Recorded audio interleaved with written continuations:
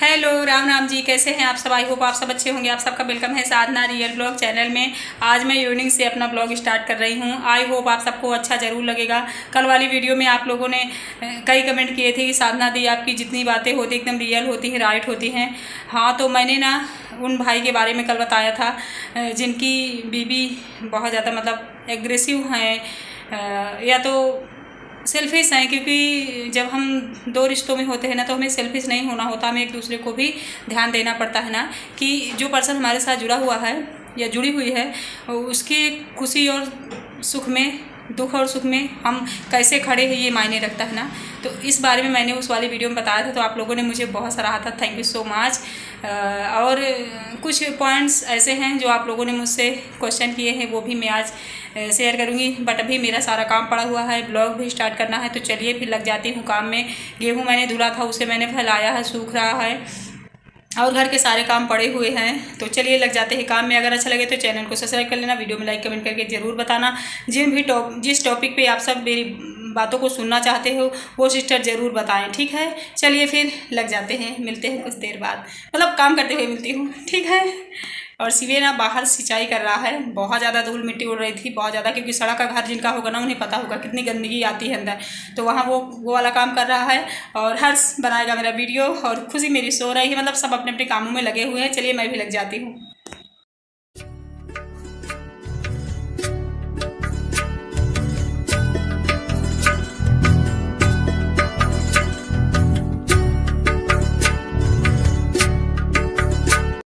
यहाँ पर ना मैं इवनिंग के टाइम में झाड़ू लगाने जा रही थी और शिवे ना यहाँ बाहर चबूतरे में थोड़ा सा साफ़ कर रहा है, यानी पाइप लगा के धुल रहा है चबूतरा, क्योंकि इतनी धूल मिट्टी आ जाती है ना मेरे घर में चबूतरे की वजह से। और गाड़ी खड़ी रहती है, साइकिल खड़ी रहती है और गाड़ियाँ भी आती जाती रहती है ना, तो धूल मिट्टी बहुत ज़्यादा जमा होती है। जब हम धुल देते हैं थोड़ा सा साफ़ लगता है।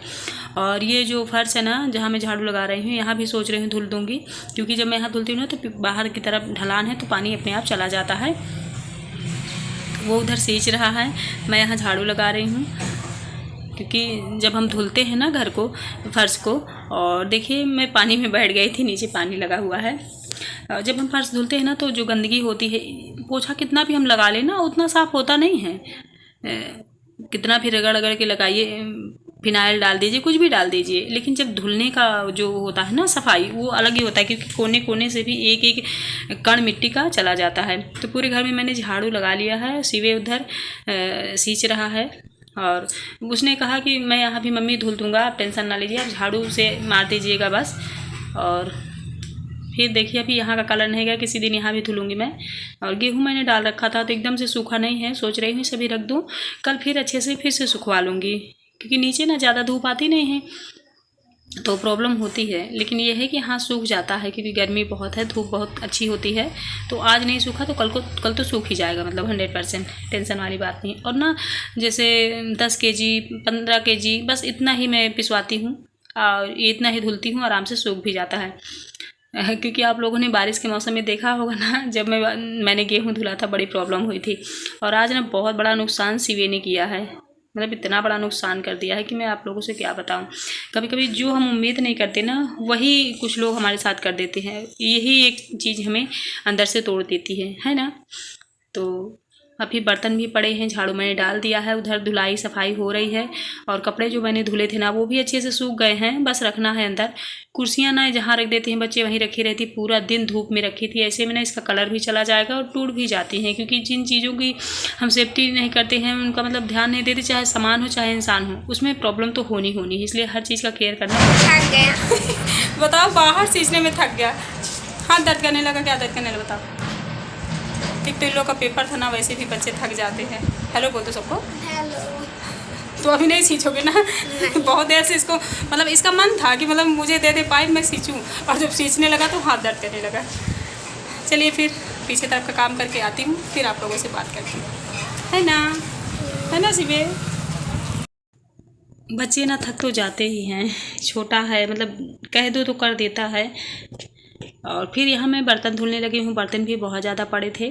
तो चलिए फिर बने रहिएगा आप लोग, ठीक है फ्रेंड्स।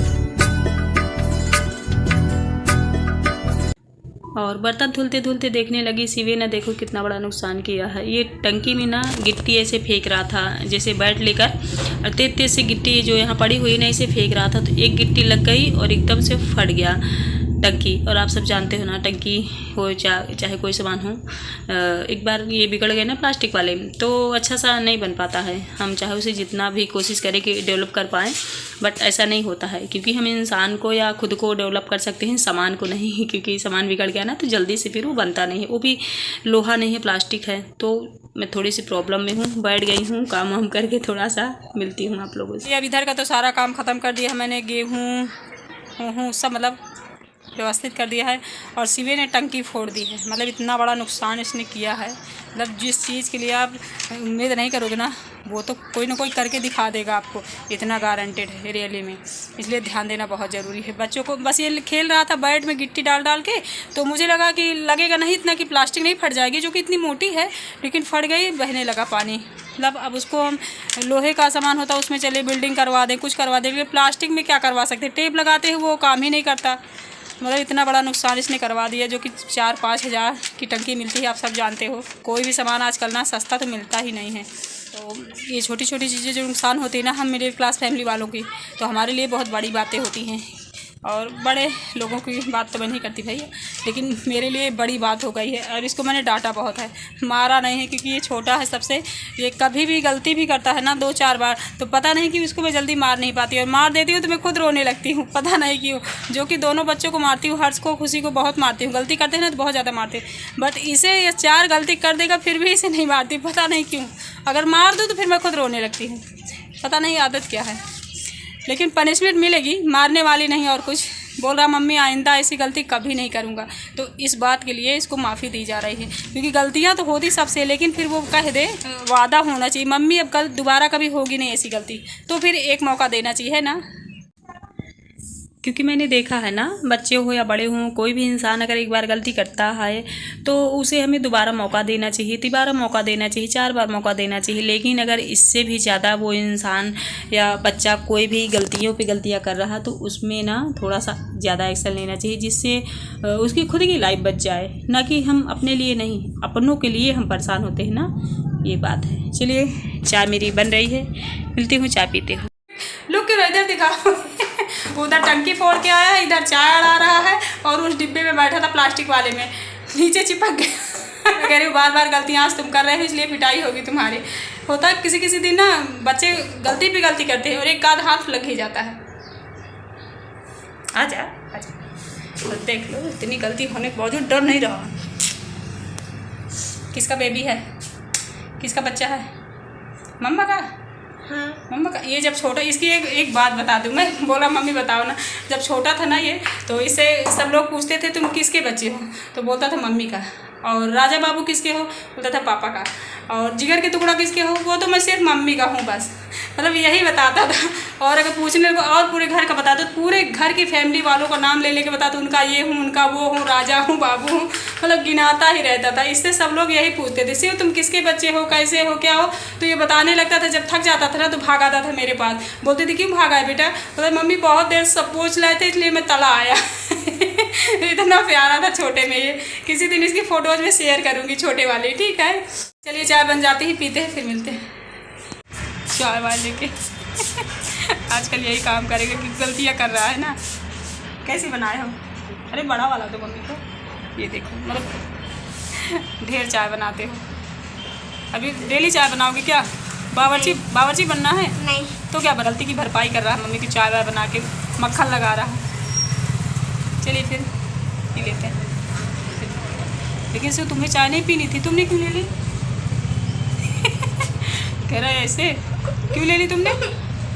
आज पूरा ब्लॉग शिव के नाम पे ही जा रहा है, मुझे लगता है हर जगह शिव है ना। चलिए ठीक है, मिलती है।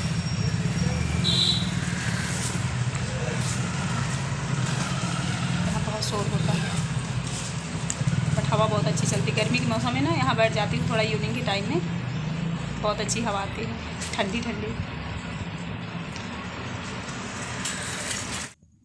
और बस चाय मैंने पी ली। और हर्ष बोल रहा मुझे भी दे दो चाय। इन लोग को बिल्कुल मैंने मना कर दिया है कि अभी गर्मी है, चाय मत पियो। और देखिए मेरा बेड जो है वो भी एक घुन जो होता है ना, लकड़ी का दुश्मन। यानी मैंने ये देखा है कि कोई ना कोई प्रॉब्लम वाला चीज़ हर एक चीज़ के लिए होता है, चाहे इंसानों के लिए चाहे सामान के लिए। और यहाँ ना सरसों में पिरवाने के लिए, मतलब सरसों का तेल बनवाने के लिए मैं ये सारी व्यवस्था कर रही हूँ, क्योंकि तेल सरसों घर में हो जाती है ना, तो लगता है चलो हम उसे पिरवा लें, खरीदे ना, क्योंकि आप सब जानते हैं ना कितना ज़्यादा महंगा है सरसों का ऑयल। यानी कुछ भी चीज़ें महंगी तो है ही है। तो चलिए फिर रात का टाइम हो गया है, नाइट का, तो मैं बना रही हूँ कटहल की सब्ज़ी। कटहल की सब्ज़ी में मैंने टमाटो ऐसे ही डाल दिया है और गरम मसाला डाल दिया है। आज मैंने उबाल कर बनाया ही, देखिए कटहल को मैंने उबाल लिया है, फिर मैं अच्छे से इसे फ्राई कर रही हूँ। वैसे कटहल की सब्ज़ी उतना तो नहीं, लेकिन पसंद है, क्योंकि रसे वाली सब्ज़ी है और इसमें थोड़ा सा मसाला भी हैवी पड़ता है और स्वाद भी आता है, तो पेट भर जाता है। चलिए फिर मैं मिलूँगी आप लोगों से कोई अच्छी सी नई वीडियो के साथ। आई होप कि आप सबको अच्छा लगा होगा। Bye bye.